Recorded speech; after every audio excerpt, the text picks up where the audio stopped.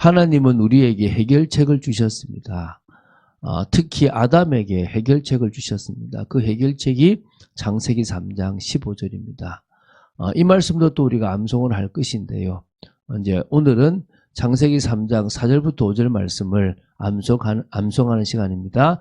뱀이 여자에게 이르되 너희가 결코 죽지 아니하리라. 너희가 그것을 먹는 날에는 너희 눈이 밝아져 하나님과 같이 되어 선악을 알 줄 하나님이 아심이니라. 창세기 3장 4절 5절 말씀.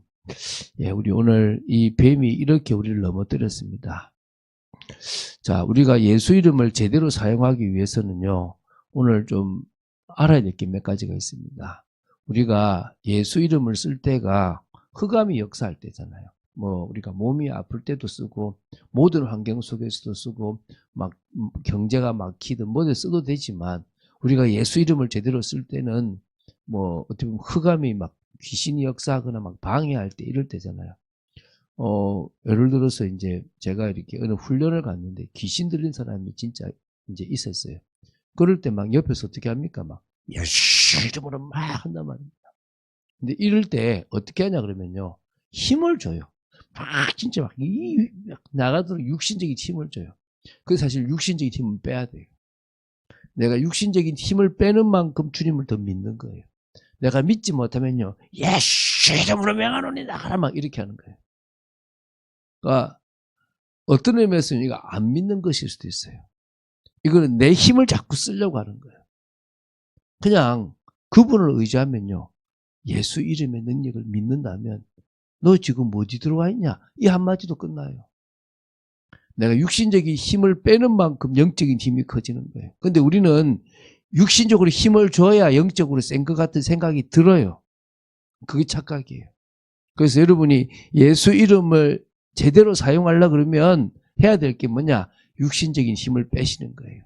육신적인 힘을 빼야만 그때부터 되는 거예요. 두 번째, 말씀에 집중해야 돼요. 그것도 평상시에 말씀에 자꾸 집중하며 마음에 담아야 돼요. 그래서 이 말씀이 있어야 돼요. 예수님이 말씀으로 귀신, 마귀의 힘을 이기셨잖아요. 말씀이 없으면요, 성령이 그 말씀을 생각나지 않게 하시는 거예요. 왜 있는 말씀이 없는데 어떻게 됩니까? 평상시에 계속 말씀을 보면 그 위기의 상황에 말씀이 생각이 나는 거예요. 그래서 특히 문제가 온다면 더더욱 하나님의 말씀을 보고 또 이번 주간에 주셨던 레마의 말씀을 생각하는 거예요. 그래서 말씀에 집중해야 예수 이름의 능력이 더 강해지는 거지, 내가 막 세상적인 방법을 쓴다고 되는 건 아니라는 거예요. 세 번째, 결국은 성령의 역사하심이 있어야만 흑암이 무너지고 내가 온전한 판단을 하고 나아갈 수 있습니다. 그래서 이 성령의 역사하심 속에서 집중해야 돼요. 성령의 역사하심 속에서 말씀이 문제와 상황에 답이 되고 나아가서 나아가야 될 방향까지 깨닫도록 집중해야 되기 때문에 성령의 역사하심 속으로 들어가도록 계속 집중해야 돼요. 오늘 이 시간 이곳에 주님이 역사하셔야 됩니다. 그래서 여러분 그냥 명심하세요. 흑암을 꺾어내는 방법 중에 첫 번째 뭐라고요? 힘을 빼라.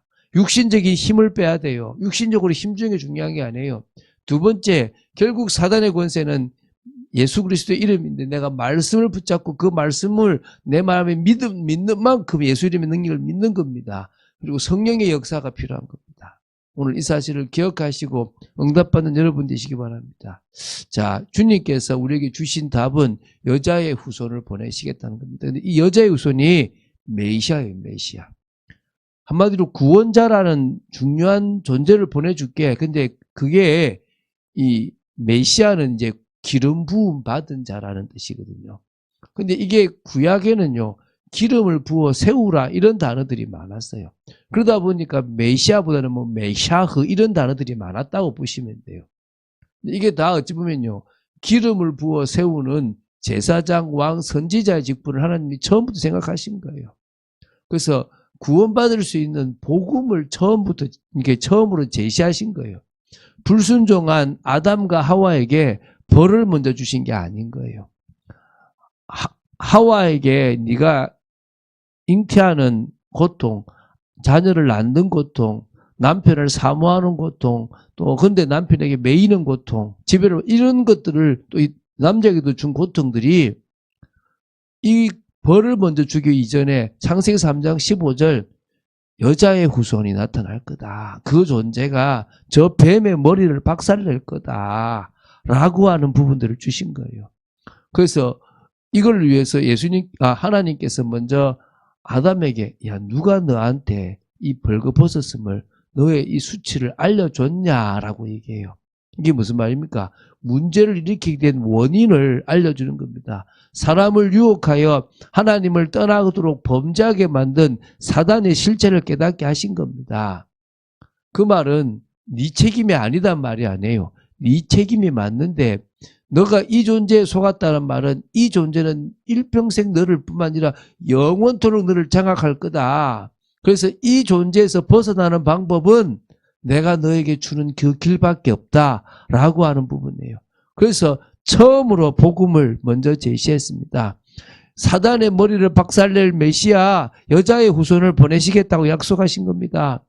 아담의 후손이 아니에요. 너의 후손은 다 죄인인데 죄가 없는 여자의 후손을 내가 보내겠다. 그가 이곳에 와서 너를 위해서 구원의 길을 열어줄 거다. 근데 이거를요 시대마다 복음을 제시했어요. 이게 복음의 예표인데 딱 복음이라고 하는 의미가 이렇게 딱 분명하지 않을 수 있지만 시대마다 주셨어요. 아벨에게는 피제사라고 하는 게 복음이에요. 노아에게는 방주가 복음이에요. 아브라함에게는 보여주시는 땅, 바로 가나안 땅, 메시아가 언약을 성취할 땅이죠. 그리고 너의 씨라고 하는 것, 또 순양이라고 하는 예표들을 통해서 아브라함이 요한복음 8장에 보면요. 예수님이 그러잖아요. 아브라함이 내가 올 것을 보고 즐거워하다가 구원받았다는 거예요. 아브라함이 예수님에 대한 이야기를 본 적이 창세기는 없잖아요. 그런데 왜 그 말이 나옵니까? 그게 그리스도 복음을 예표하는 거예요. 그러니까 나를 보고 내 오는 그림자 예표만 보고도 구원받은 거야. 모세에게는 희생제사, 그리고 뭡니까? 유월절, 성막, 기름 부음 받은 직분인 제사장, 또 앞으로 있을 왕, 또 선지자, 이런 의미들을 가지고 설명했다는 거예요. 이스라엘 백성들에게는요, 아까 제사장, 왕, 선지자를 더 깊이 알도록 해주신 거고요. 이사야한테는 임마누엘, 처녀가 잉태하여 아들을 낳을 것이니 그 이름을 임마누엘이라. 갈수록 더 연상 퀴즈처럼요, 복음의 예표가 더 분명해지는 거예요.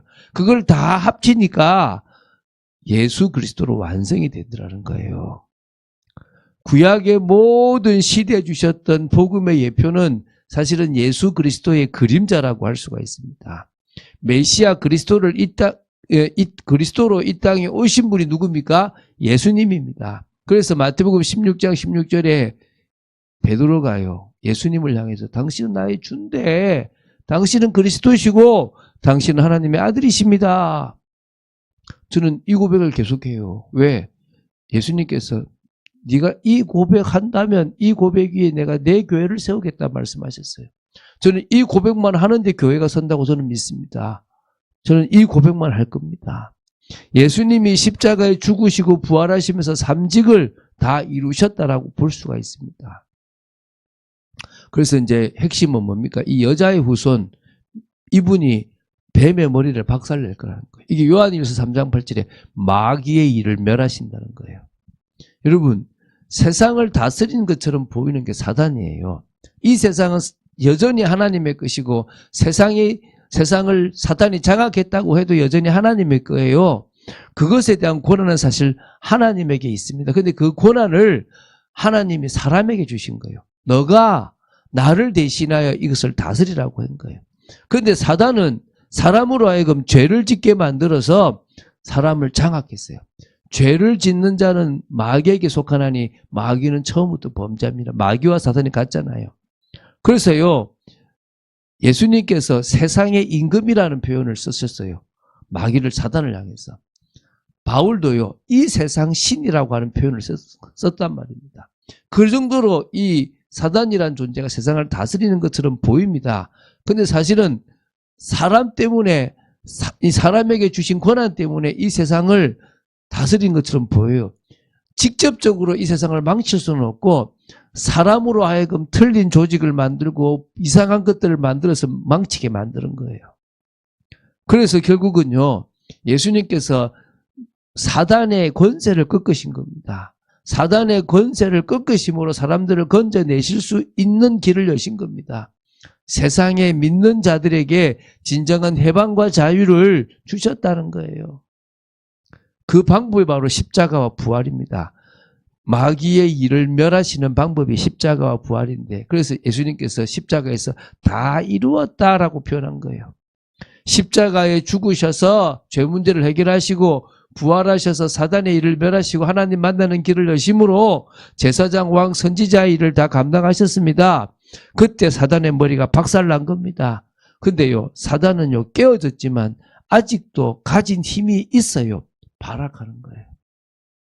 이 발악하는 이 사단의 존재를 예수 이름으로 우리는 꺾을 수가 있다는 겁니다. 오늘도 정말 다 이루었다는 의미들이 믿어지게 되기 바랍니다.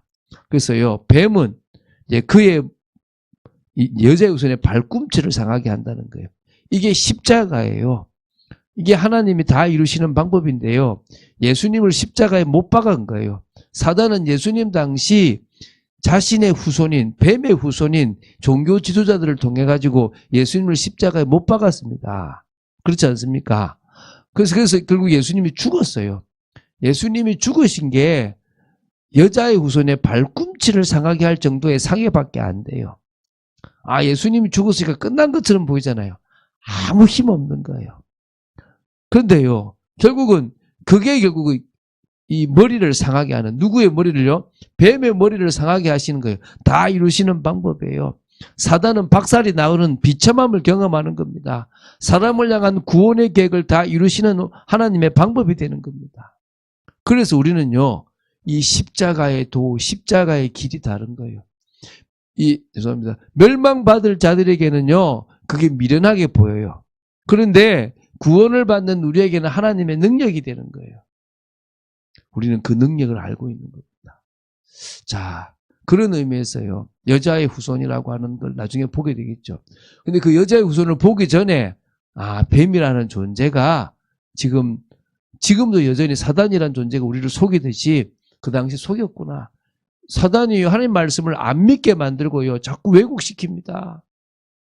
오늘 명심하세요. 우리 다시 한번 이거 우리 합독할 건데요. 자, 우리가 암송합니다. 창세기 3장 4절 5절 말씀. 뱀이 여자에게 이르되 너희가 결코 죽지 아니하리라.